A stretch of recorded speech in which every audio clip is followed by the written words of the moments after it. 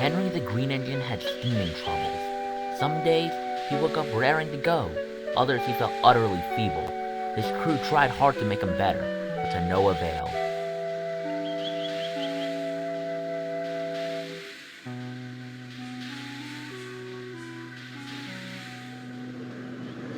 Henry usually pulled the first train. Each morning, Thomas brought his coaches to the platform and pushed from behind to help Henry start. He always whistled good luck, and Henry would whistle thank you, no matter how little steam he had. This made Thomas happy, but Henry's troubles concerned him. He can't help feeling unwell. The Fat Controller must know that, he confided to Edward. You don't think he'd replace Henry, do you? The Fat Controller always gives engines a fair chance, smiled Edward. And Henry's a good sort. Even so, he sighed, something must be done. Thomas gulped. Edward's remark didn't feel very reassuring. Later, Thomas was shunting when he saw Sir Topham Hatt talking to the station master. He couldn't quite hear the discussion as Gordon came clanking in with the express, but he did hear Henry in making arrangements. Oh dear, Henry's being replaced, he thought. Little Thomas, beckoned Gordon. My coaches need shunting, thank you very much. As Thomas coupled to the train, a thought struck him.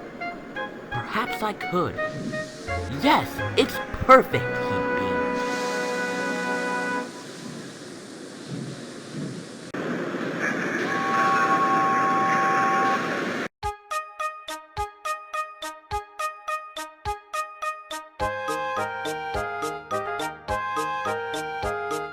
The next morning, he brought Henry's coaches to the platform as usual.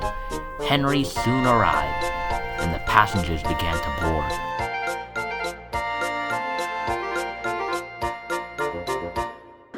Thomas could hear Henry wheezing at the head of the train. Don't worry, Henry, he smiled. You'll be all right now. The guard's whistle blew, and Henry started off. Thomas followed smoothly at first, but suddenly jerked forward. Thrown off balance, his crew fell from the cab. By the time they picked themselves up, Thomas was steaming away. What do you think you're doing, you silly engine? Called the driver. Thomas knew exactly what he was doing. He remembered Gordon's trick of leaving before he could be uncoupled. This time, he wanted to follow on. I'm helping Henry, he smirked. Cheeky engine, fussed the coaches. Henry was amazed how easy it felt to pull his train. That's good, come along, he sang. It wouldn't be good for long.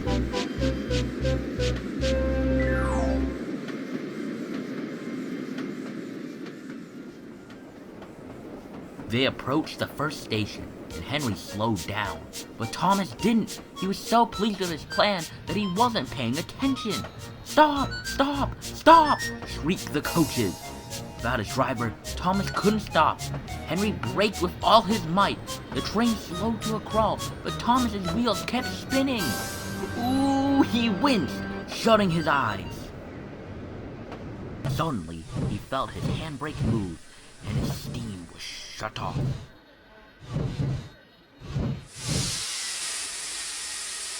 He opened his eyes. They'd stopped at the platform, with angry passengers swarming around a flustered Henry. Phew, sighed Thomas. His relief was short-lived, for stepping out of his cab was Sir Topham Hatt. I appreciate you helping the train start, but this habit of gallivanting after them must stop, Thomas. You've no business running down the main line, especially without your driver. I'm sorry, sir, sighed Thomas, but I didn't want you to send Henry away. He explained what he'd overheard. I'm afraid you've let yourself get carried away, chuckled Sir Topham Hatt. I'm not sending Henry away. I'm rearranging his timetable. If Edward takes the first train, Henry will have more time to build up steam, which should help him greatly. Thomas beamed. He'd never been so relieved to be wrong. Now back to the yard with you. I have disgruntled passengers to pacify, finished Sir Topham Hatt. Oh, yes, sir. I'm sorry, sir, blushed Thomas as he scampered away. That night, Henry back down beside Thomas in the shed. "It was most kind of you to help me. Now that I have more time to build steam, maybe all my trains will be that easy to pull, even without you at the back," he chuckled. Thomas smiled, thankful that Henry wasn't going anywhere.